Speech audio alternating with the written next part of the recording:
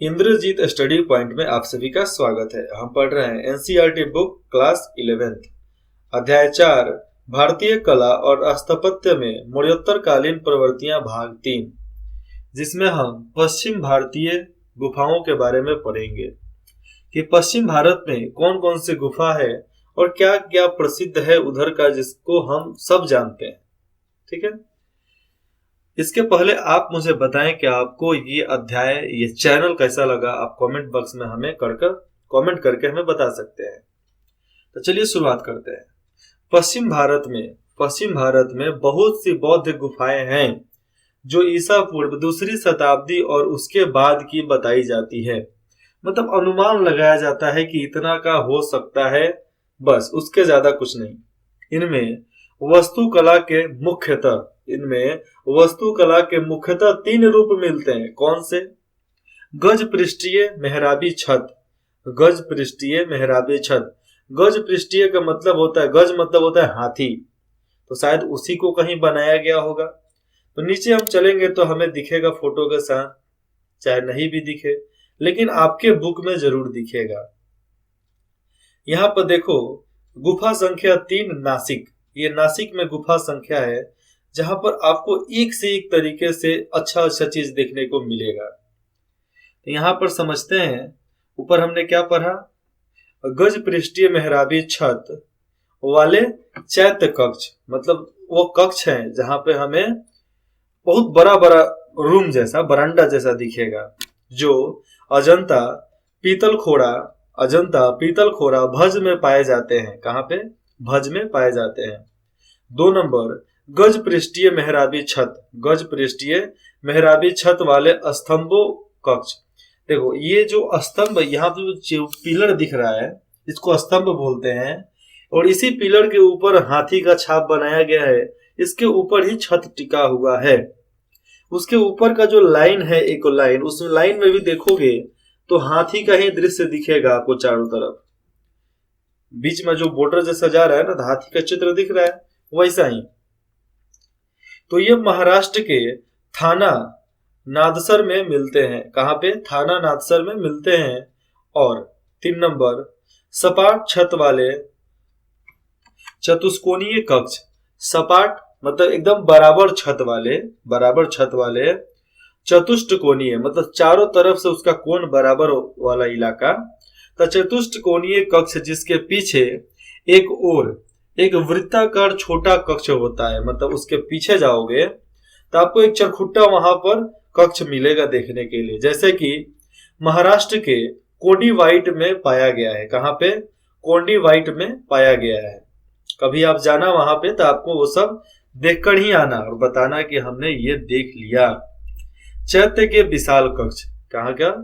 चैत्य के विशाल कक्ष में अर्धवृत्ताकार चैत्य छाप, मतलब आधा बना हुआ अर्धवृत्ताकार चैत्य छाप, वो आधा ही बना है। मतलब अर्ध का मतलब आधा होता है, तो अर्धवृत्ताकार मतलब उतना ज्यादा, पूरा आधा चरखुट्टा। मतलब आपको समझ लो एक स्क्वायर में कितना होता है, मतलब एक 4 खोंदा वाला कुछ लोगे तो उसमें 4 गो कोण होता है ना, तो उसमें से 2 होगा, बाकी सबको मोड़ दिया गया होगा। तो आप वहां पे जाओगे, ऐसे दृश्य में तो दिख नहीं रहा है, लेकिन यहाँ पर सामने देखो आपको दिख रहेगा। इधर का 2 कोना दिख रहा है, सामने का कोना नहीं दिख रहा है, शायद उसको भी बोला जा रहा है अर्धवृत्ताकार चैत्य छाप। मेहराब की प्रधानता होती है और इसमें दिखाया जाता है कि कैसे क्या क्या क्या बनाया गया है। सामने का हिस्सा, कहाँ का? सामने का हिस्सा खुला होता था। कितना? पूरा खुला होता था, जिसका मोहरा लकड़ी का बना होता था।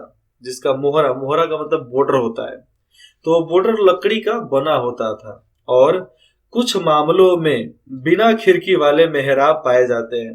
कुछ जगहों पे बिना खिड़की वाले भी आपको मेहराब, मतलब खिड़की तो नहीं है लेकिन आपको कुछ कुछ रखने का जगह वहां पर बना दिया गया है। और जैसा कि कोंडीवाइट में भी देखा जा सकता है, मैं अभी जा रहा हूं तो वहां के मेहराब का फोटो आपको दिखा सकता हूं, मतलब यहाँ पर पोस्ट कर सकते हैं चैनल पे। सभी चैत्य गुफाओं में पीछे की ओर स्तूप बनाना आम बात होता है। सभी गुफाओं की ओर देखेंगे तो उसके पीछे की ओर स्तूप बनाना, जिस तरह सांची स्तूप है वैसा बनाना आम बात होती है, एकदम आसानी से बनाया जा सकता है। जब ऐसा डिजाइन बनाया जा सकता है तो कुछ भी बनाया जा सकता है, सब आसान हो जाता है। ईसा पूर्व पहली शताब्दी में गज पृष्ठीय मेहराबी छत, मतलब वहां पर गज हाथी को बनाया जाता था। हाथी को बनाया हुआ छत, चाहे हाथी के ऊपर बनाया हुआ छत, चाहे छत के बॉर्डर पर हाथी बना दिया गया हो। लेकिन यहाँ पर लिखा जा रहा है ईसा पूर्व, ईसा के जन्म से पहले के शताब्दी में गज पृष्ठीय मेहराबी छत वाले स्तूप की मानक योजना नक्शे में कुछ परिवर्तन किए गए हैं। गज पृष्ठीय मेहराब वाले जो छत थे उसके नक्शों में कुछ बदलाव किया गया है। फिर भी हाथी तो बनाए ही गए हैं, छोड़ा थोड़े गया है। जैसा कि अजंता की गुफा संख्या 9 में देखने को मिलता है। अजंता के गुफा में जाओगे तो गुफा संख्या 9 में आपको देखने को मिलेगा। ऐसे वहां पर हजारों गुफा है, आपको घूमते घूमते सुबेरे से शाम हो जाएगा लेकिन गुफा खत्म नहीं होगा। और मोहरे के रूप में एक पत्थर की पर्दी लगा दी गई है। मोहरे मतलब कोई मूर्ति के रूप में एक बड़ा सा पर्दी लगा दिया, पर्दा जैसा लगा दिया गया है। ऐसा निर्माण जो है बेदसा, नासिक, कार्ला, कन्हेरी में पाए जाते हैं। ये ऐसा निशान कहाँ मिलता है? बेदसा, नासिक, कार्ला, कन्हेरी में पाए जाते हैं। और अनेक गुफा स्थलों में पहले मानव किस्म के चैत्य कक्ष प्रवर्ती काल के भी पाए जाते हैं, मतलब उससे भी पहले के काल के पाए जाते हैं बहुत सारे गुफाओं में। तो कार्ला जगह का नाम है। तो कार्ला में चट्टानों को काटकर सबसे बड़ा कक्ष बनाया जाता था। यहाँ पर है कि सबसे बड़ा कक्ष बनाया गया था, जाता भी था लेकिन वहां पर बनाया भी गया था। और गुफा की योजना मतलब गुफा बनाने का जो योजना बना, तो उस योजना में पहले दो खंभों वाला खुला सहन है। सहन मतलब पूरा बरंडा जैसा है, एकदम पूरा बड़ा, बहुत बड़ा सा। वर्षा से बचाने के लिए, बारिश जब होता है ना, तो वर्षा से बचाने के लिए एक पत्थर की पर्दी दीवार है। फिर एक बरामदा है। मोहरे के रूप में पत्थर की पर्दी दीवार है। और एक खंभे पर टिकी गज पृष्ठीय छत वाला चैत्य कक्ष, और अंत में पीछे की ओर स्तूप बना है। जब आप कार्ला चैत्य कक्ष के बारे में सर्च करोगे गूगल पे, तो आपको अलग अलग प्रकार के वहां पर दृश्य देखने को मिलेगा, जिसमें एक हाथी के ऊपर एक छत बनाया गया है। यहाँ पर इसी गुफा में, ये जो गुफा आपको सामने दिख रहा है ना, इसी गुफा के अंदर में आपको सब जगह मिलेगा बना हुआ। अभी तो यहाँ पर ये बुक है तो आपको दिख नहीं सकता है, लेकिन कहीं आपके पास जो प्रिंटेड बुक है उसमें आपको अलग अलग प्रकार के फोटो भी मिल सकते हैं देखने को। आप वहां पर देखिए, होगा तो होगा, नहीं तो आप गूगल करके मालूम कर सकते हैं। मैं भी बता सकता हूं, लेकिन मैं बता दूंगा तो आपके लिए बहुत आसान हो जाएगा, इसलिए मैं नहीं बताता, आप खुद से मालूम करो। कार्ला चैत्य कक्ष, यहाँ पर लिखा गया है कि कार्ला चैत्य कक्ष मंडप को मनुष्यों तथा जानवरों की आकृतियों से सजाया गया है। मनुष्य और जानवर की उसमें तस्वीर बनाया गया है। वे भारी और चित्र के अंतराल में चलती हुई दिखाई देती है। और उसके बाद से है कन्हेरी की गुफा संख्या 3 में। अब कन्हेरी जाओगे तो गुफा संख्या 3 में कार्ला के चैत्य कक्ष की योजना का कुछ और विस्तृत रूप दिखाया गया, मतलब बहुत बड़ा रूप वहां पर दिखाया गया है, थोड़ा विस्तार से बताया गया है, थोड़ा अलग प्रकार से हटकर कि समझ में आए, थोड़ा ऐसा बताया गया है वहां पर। इस गुफा के भीतरी भाग का संपूर्ण निर्माण इस गुफा के भीतरी भाग में जाओगे आप, तो संपूर्ण निर्माण कार्य एक साथ नहीं किया गया था, एक साथ नहीं किया गया था। इसलिए इसमें समय समय पर संपन्न किए गए कार्य की प्रगति की झलक स्पष्ट दिखाई देती है, एकदम साफ सुथरा दिखाई देता है। आगे चलकर चतुष्कोणीय पट्टी, आगे जब अंदर जाओगे तो उसमें चतुष्कोणीय पट्टी छत वाला शैल को सबसे अच्छा डिजाइन समझा जाने लगा है। जो अंदर जाओगे तो आपको एक चरखुट्टा छत दिखेगा, उस पर एक बहुत अच्छा डिजाइन बना हुआ है, जो डिजाइन समझा जाने लगा है, अब लोग समझ सकते हैं उसको। और यही डिजाइन व्यापक रूप से अनेक स्थलों पर पाया जाता है। यही डिजाइन अनेकों जगह पे आपको आसानी से वहां पर मिल जाएगा। जहां तक बिहारों का सवाल है, वे सभी गुफा स्थलों पर खोदे गए हैं। यहाँ पर देखो फिर से, ये जितने भी गुफा हैं ये पहाड़ में अंदर खुदा, मतलब पहाड़ को काट काट कर बनाया गया है। आगे यहाँ पर देखते हैं, तो बिहारों के निर्माण योजना नक्शे में, जो बिहार बनता था तो उसकी निर्माण योजना नक्शे में एक बरामदा, बड़ा कक्ष और इस कक्ष की दीवारों के चारों ओर प्रकोष्ठ होता था। मैं आपको ठीक से बताता हूँ, फिर से बताता हूँ। जहां तक बिहारों का सवाल है, वे सभी गुफा स्थलों पर खोदे गए थे, गुफा को काट कर उसके दीवार पर उसको बनाए गए थे। तो बिहारों के निर्माण योजना में जब बिहार बनता था, ऐसे तो सब दीवार पर खोद खाद कर अच्छा से डिजाइन बनाकर ही अंदर एक कक्ष जैसा बनाया जाता था। जब ये योजना बनता था तो नक्शे में 2-3 चीज दिखाए जाएंगे। एक बड़ा सा बरामदा होना चाहिए, एक बड़ा सा कक्ष होना चाहिए, और इस कक्ष की दीवारों के चारों ओर प्रकोष्ठ होता है। प्रकोष्ठ मतलब एक छोटा सा जगह छोड़ दिया जाता है जहां पर कुछ कुछ रखा जा सके, सामान रखने के लिए, जिसको प्रकोटा भी बोल सकते हैं। बड़ा सा जगह छोड़ दिया जाए, खोद दिया जाए कि वहां पर आप कुछ रख सकते हैं, सजा सकते हैं, किसी को बैठा सकते हैं, अपने हथियार, तलवार, जानवर, कुछ किसी भी चीज को बांध सकते हैं, रख सकते हैं, ठीक तरीके से खड़ा कर सकते हैं वहां पे। इसलिए कुछ महत्वपूर्ण, ये आप देख रहे हो ना जो तस्वीर, ये चैत्य गुफा संख्या 12 है। भज में आपको मिलेगा, महाराष्ट्र में ही मिलेगा, लेकिन आपको ये थाने नहीं, पुणे से आगे जाओगे तो मिलेगा, और बाकी आप इधर कोथमबड़ी जाओगे तो उधर मिलेगा, और पालगढ़ जाओगे तो उस साइड में मिलेगा। बिहार गुफाएं अजंता की गुफा संख्या 12, बिहार गुफाएं अजंता की गुफा संख्या 12 और बेदसा की गुफा संख्या 11, नासिक की गुफा संख्या 3, 10 और 17 है, जिसको बोलते हैं बिहार गुफाएं। आरंभ की अनेक बिहार गुफाओं के भीतर से चैत्य के मेहराबों और गुफा के प्रकोष्ठ द्वारों पर वेदिका डिजाइन से सजाया गया है। वेदिका डिजाइन में आपको आ जाएगा जितने भी प्रकोष्ठ है, मतलब चारों कोण है, और प्रकोष्ठ का जितना भी दीवार है, उस दीवार को वेदिका डिजाइन मतलब आपको मूर्ति से ही उसको सजाया गया है।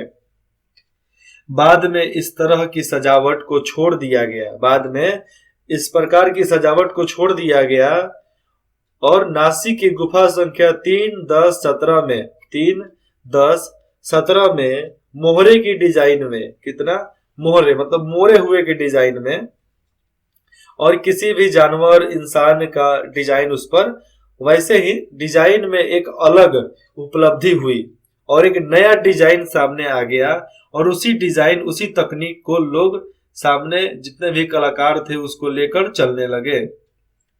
नासिक के बिहार गुफाओं में, नासिक का जितना भी बिहार गुफा है, तो बिहार गुफाओं में सामने के स्तंभों के घट आधार और घट शीर्ष पर मानव आकृतियां उकेरी गई हैं। ऐसे ही एक अन्य गुफा जुनार ऐसे ही एक अन्य गुफा है जुनार, जो महाराष्ट्र में भी खोदी गई है। तो जुनार जूनागढ़ उसको बोलते हैं, तो जूनागढ़ वो अलग हो गया, लेकिन जुनार जगह है, जुनार गुफा। तो वहां पर भी आप जाओगे ना तो आपको ऐसे ही तस्वीर वहां पर मिलेगा जो खुदा हुआ है, मतलब खोद खोद के उसको बनाया गया है। जो आम अजंता में गणेश लेनी के नाम से प्रसिद्ध है। उसको अजंता में गणेश लेनी के नाम से उसको जाना जाता है, क्योंकि इसमें गणेश जी की प्रतिमा स्थापित की गई है। क्योंकि वो जब जुनार बना है, जुनार की गुफा, उसमें गणेश जी की तस्वीर, उनकी प्रतिमा को वहां पर स्थापित किया गया है, बनाया गया है।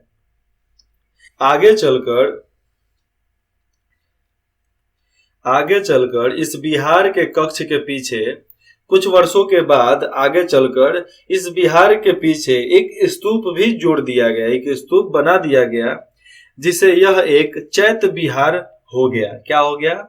चैत्य विहार हो गया। ईसा की चौथी और 15वीं शताब्दी के स्तूपों में बुद्ध की प्रतिमाएं संलग्न की गई, मतलब वहां पर बुद्ध की प्रतिमाओं को बना दिया गया। जुन्नार महाराष्ट्र में खुदी हुई गुफाओं का, जो जुन्नार महाराष्ट्र में जो खुदी हुई गुफा है, जो गुफा बनाया गया है काट काट कर पहाड़ को, सबसे बड़ा समूह है। क्या है? सबसे बड़ा समूह है। नगर की पहाड़ियों के चारों ओर, जो जुन्नार नगर है, तो नगर की पहाड़ियों के चारों ओर 200 से भी ज्यादा गुफाएं खुदी हुई है। करीबन नगर के चारों तरफ 200 गुफा खोदा गया है। जबकि मुंबई के पास, कहां पे? मुंबई के पास कन्हेरी में ऐसी 108 गुफाएं हैं। कितना? 108 गुफाएं हैं।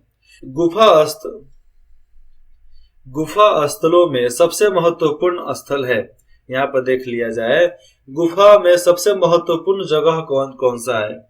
अजंता, पीतलखोरा, एलोरा, नासिक, भज, जुनार, कार्ला और कन्हेरी की गुफाएं, ये सब प्रसिद्ध है।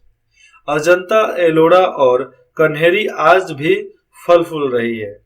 अजंता की बात कर ले, एलोरा की बात कर ले और कन्हेरी की बात कर ले, तो ये आज भी बहुत अच्छे तरीके से चल रहे हैं।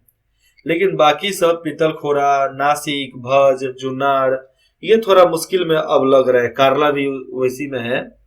ये अब वहां की मूर्ति वगैरह सब टूट रहे हैं, ढह रहे हैं, अब बर्बाद हो रहे हैं धीरे धीरे, क्योंकि लोग उस पर ध्यान नहीं दे रहे हैं, सरकार भी ध्यान नहीं दे रही, इसलिए। चलिए आते हैं अजंता की बात कर लेते हैं। तो सबसे प्रसिद्ध गुफा स्थल अजंता है। सबसे प्रसिद्ध गुफा स्थल अजंता है। यह महाराष्ट्र राज्य के औरंगाबाद जिले में स्थित है। कहाँ पे? औरंगाबाद।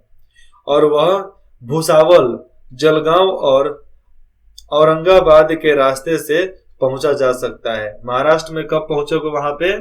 भुसावल या जलगांव, उसके रास्ते से आगे जाओगे तो औरंगाबाद जाओगे, तब उस पहाड़ी इलाके में आप जाओगे, तब वहां पर पहुंचोगे।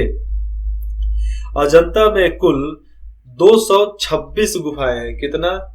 226 नहीं, केवल 26 गुफाएं हैं वहां पे। अब बहुत बड़ा है, छोटा नहीं है।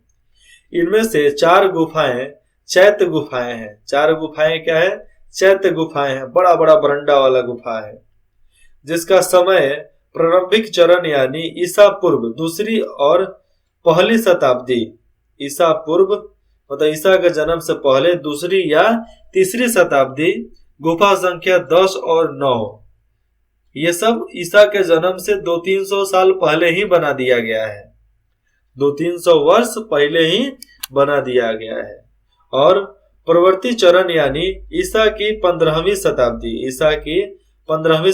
मतलब ईसा के जन्म के 1500 वर्ष बाद, गुफा संख्या 19 से लेकर 26 तक, ये मतलब ईसा के जन्म से 200 वर्ष पहले 10 और 9 ये गुफा खोदा गया।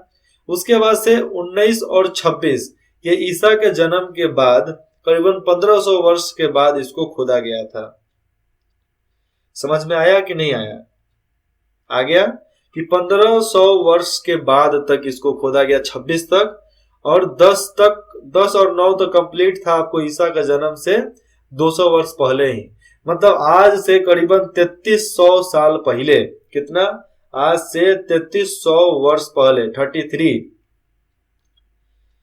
इसमें बड़े बड़े चैत्य विहार हैं, बड़ा बड़ा कक्ष है, बड़ा बड़ा बरंडा है, ऐसे बड़ा बड़ा भवन भी दिखाई देता है। छोटा छोटा आपको दिखाई देगा यहाँ से, लेकिन बहुत बड़ा बड़ा है।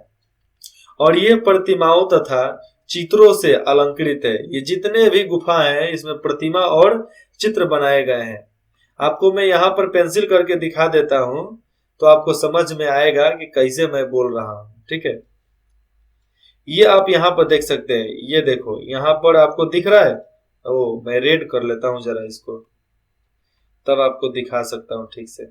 हाँ, ये देखो जितना भी छेद दिख रहा है ना यहाँ पर, ये सब ये जितना भी छेद यहाँ पर ये आपको दिख रहा है, ये सब गुफा है। यहाँ से आपको चढ़ते चढ़ते चढ़ते चढ़ते जाओगे तो ये सब घूमते घूमते घूमते घूमते घूमते घूमते ये अंदर अंदर अंदर अंदर जाते जाते जाते जाते ये सब पूरा घूमकर फिर से आप इधर से रिटर्न आओगे तो यहाँ पर आपका गाड़ी उड़ी लगा रहेगा।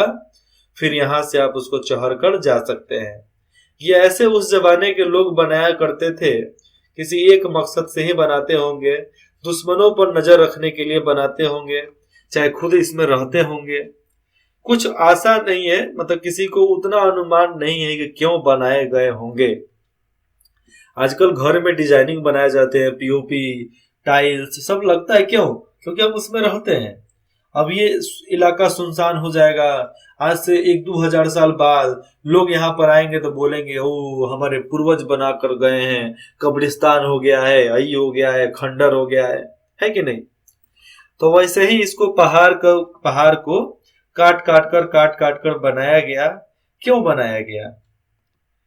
शायद इसमें लोग रहते होंगे, शायद उन लोगों का दैनिक कार्य, रोजमर्रा की जिंदगी इसमें बीतती होगी, चाहे सिपाही लोग इसमें रहते होंगे, जब जरूरत पड़ता होगा तो निकल कर आते होंगे मारने पीटने के लिए।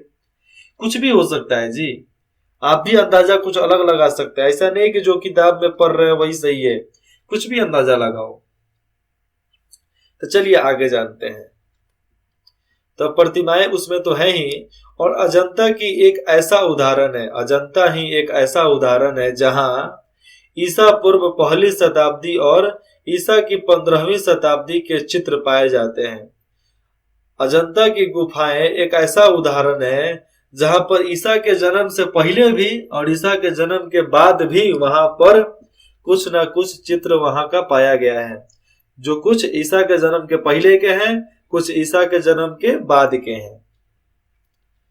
मतलब आज से 3300 साल पहले, चाहे आज से 3300 साल के एने, मतलब पहले तो ठीक है, लेकिन आज से 2500 वर्ष पहले भी इसको बनाया गया होगा। अजंता और पश्चिमी ढक्कन, यहाँ पर देखो आप, अजंता और पश्चिमी ढक्कन। ढक्कन आपको मध्य प्रदेश, आंध्र प्रदेश, तेलंगाना साइड में पड़ता है, बीच में, और महाराष्ट्र का भी इलाका उसमें आता है। तो अजंता और पश्चिमी ढक्कन की गुफाओं के काल के बारे में, उसके काल के बारे में निश्चित रूप से कुछ नहीं कहा जा सकता है। उसके बारे में कुछ नहीं कहा जा सकता। क्यों? फिर से सुनो, अजंता और पश्चिमी ढक्कन की गुफाओं के काल के बारे में निश्चित रूप से कुछ कहा नहीं जा सकता है कि कब का है कब का नहीं है, क्योंकि उनके शिलालेखों में काल तिथि का उल्लेख नहीं किया गया है। मतलब वो जो बनाया गया है तो उसमें उस जमाने का काल तिथि नहीं खोदा गया है, नहीं लिखा गया है, नहीं बनाया गया, इसलिए मालूम नहीं चलता है कि वो कैसे कहा, कब, कैसे, कहां बना। अजंता की गुफाओं की मैं बात कर देता हूं, तो देखो कितना अच्छे तरीके से यहाँ पर बनाया गया है, लेकिन फिर भी आप ऊपर देखोगे तो हरियाली है, एकदम जंगली इलाका है ये। आप यहाँ पर अकेले जाओगे, मतलब उस जंगल में घुस जाओगे तो आप गुम जाओगे, उसमें भटक जाओगे, आपको खोजने के लिए 400-500 आदमी लगेंगे तब आप मिलोगे। बहुत बड़ा इलाका है ना जी, अब पेड़ भी बहुत बड़ा बड़ा है वहां पे, भले आपको ये फोटो में थोड़ा छोटा छोटा दिख रहा होगा, लेकिन बहुत बड़ा बड़ा पेड़ है। यहाँ पर जंगली जानवर भी रहते हैं, लेकिन यहाँ पर नहीं आते। बीच में जितना भी लोग दिख रहा है ना, यहाँ पर कोई नहीं आता है। ये तस्वीर जो है अजंता की गुफाओं का विहंगम दृश्य, मतलब बहुत बड़ा दृश्य आपको सामने यहाँ पर दिखाया जा रहा है। ये चित्र देखने के बाद आपको क्या समझ में आ रहा है? हम अभी क्या पढ़ रहे हैं? भारतीय कला और स्थापत्य में मौर्योत्तर कालीन प्रवृत्तियां। भारतीय कला और उसके स्थापन में मौर्य कालीन के बाद क्या हुआ, और उसके साथ में भी बताया जाएगा ना क्या हो रहा है। तो ये दृश्य आप देख सकते हैं। ये इसके नीचे लिखा है गुफा संख्या 2 के बरामदे हैं। गुफा संख्या 2 के बरामदे में उत्कीर्णित मूर्ति फलक, अजंता में ही ये सब मूर्ति आपको मिलेंगे।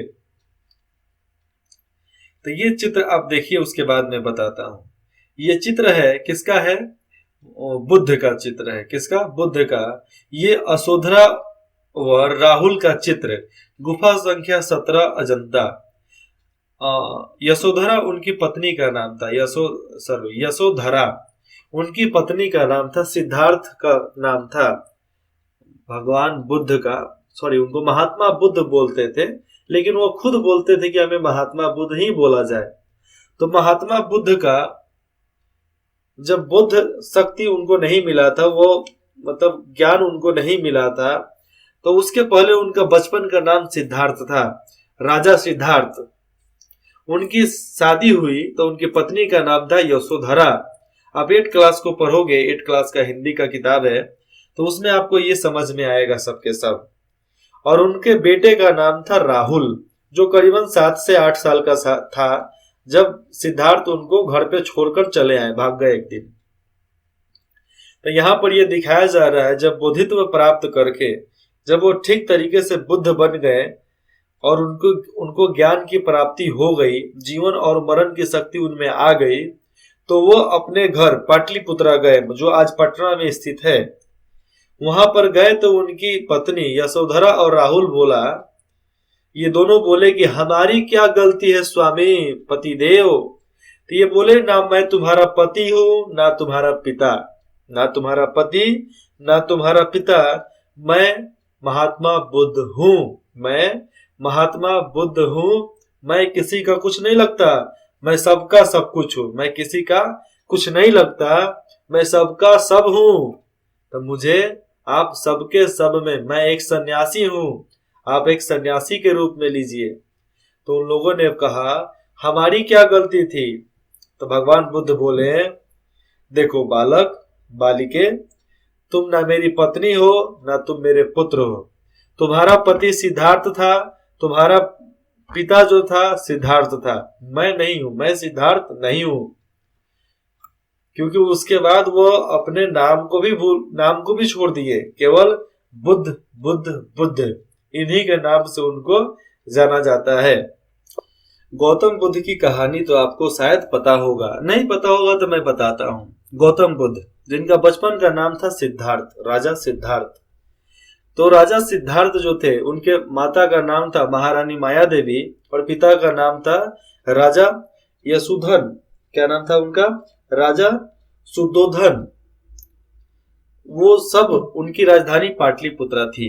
कहाँ पे? पाटलिपुत्रा। तो पाटलिपुत्रा में जन्मे, क्योंकि पाटलिपुत्रा इलाका जो था पूरा जंगली इलाका था। क्या था?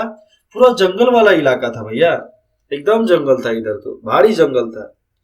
तो जब उनकी माता जब पेट से थी, जब जन्म होने वाला था सिद्धार्थ का, तो कुछ ना कुछ, जब नहीं होता है कि कोई चमत्कारी शक्ति जब पैदा लेता है, तो कुछ ना कुछ प्रकृति में कुछ अलग से ही हिचोल होने लगता है, थोड़ा अजब सा मूड हो जाता है प्रकृति का, और पूरा एकदम सुहाना मौसम, और अनेकों प्रकार के साधु संत उनके द्वार पर आना, और अनेकों प्रकार के ऐसे संयोग जो सबको अचंभा कर देवे।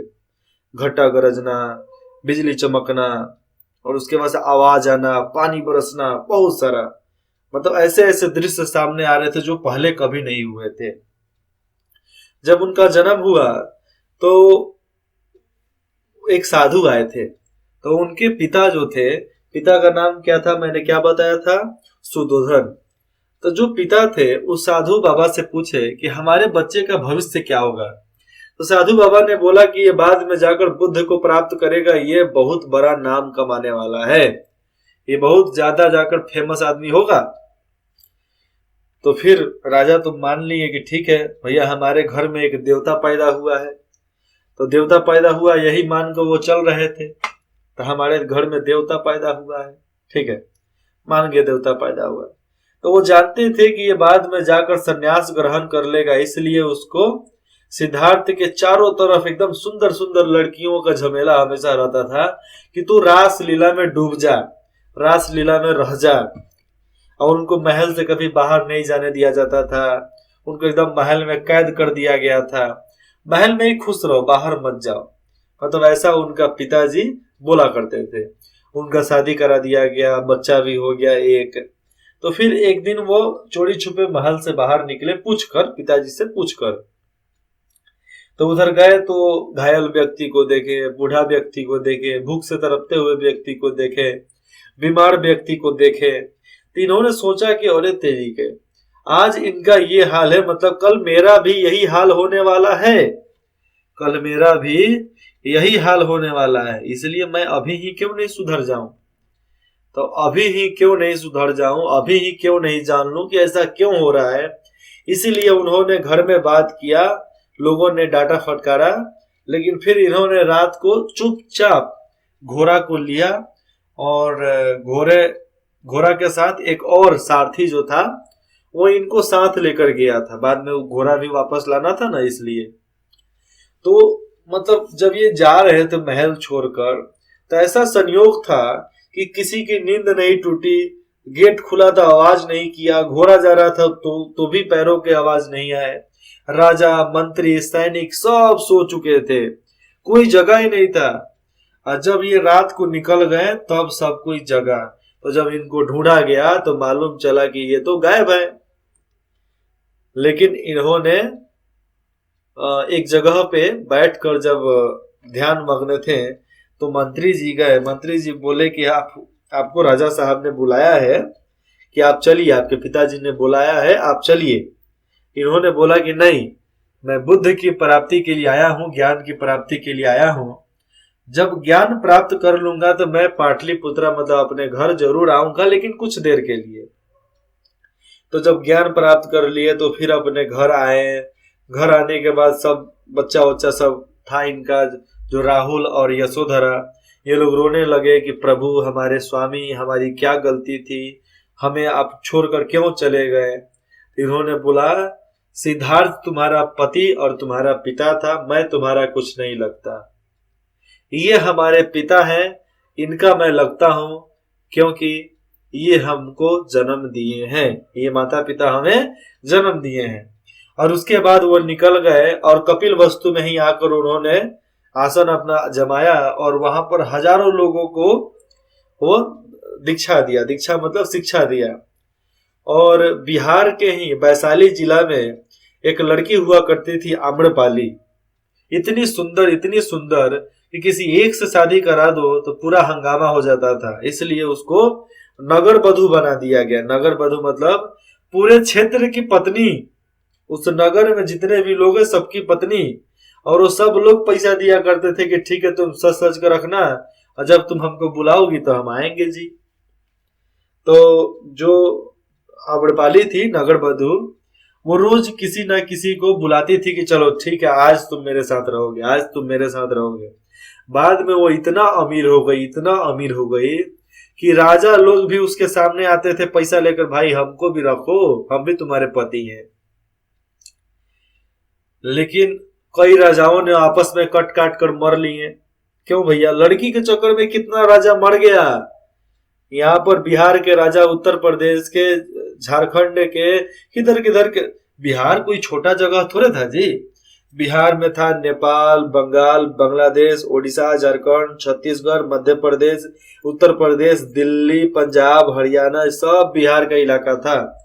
पूरा भारत ही बिहार का इलाका था उस जमाने में। आज न सब धीरे धीरे सब छोटा हो गया है, नहीं तो सब बिहार का इलाका था। तो कपिल वस्तु में ही अपना मठिया बनाया और जहां जहां ये गए, जहां जहां ये रहते थे, वहां वहां लोगों ने, वहां के प्रशासन, वहां का राजा वहां पर बहुत बड़ा बड़ा स्तूप बना दिया करते थे, वहां पर पिलर बना दिया करते थे कि यहाँ पर ये आए हैं।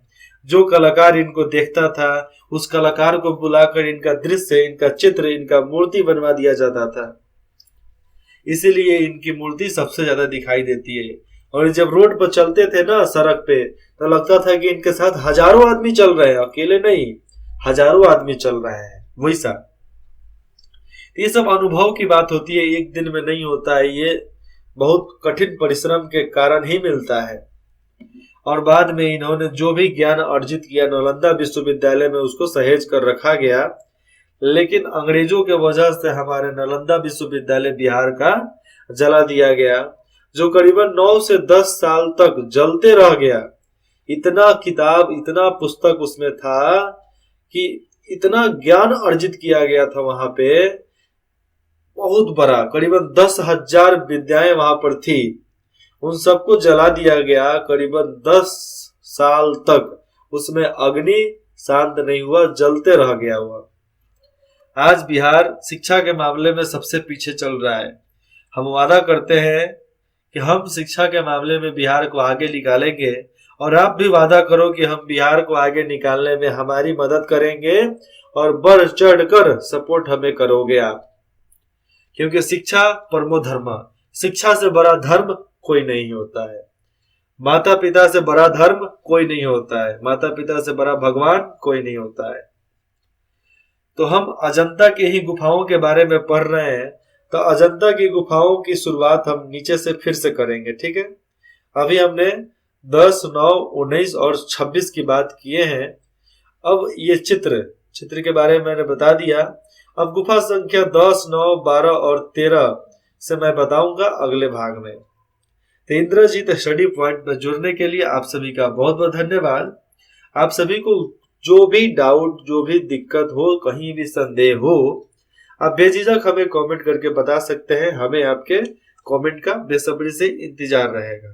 धन्यवाद।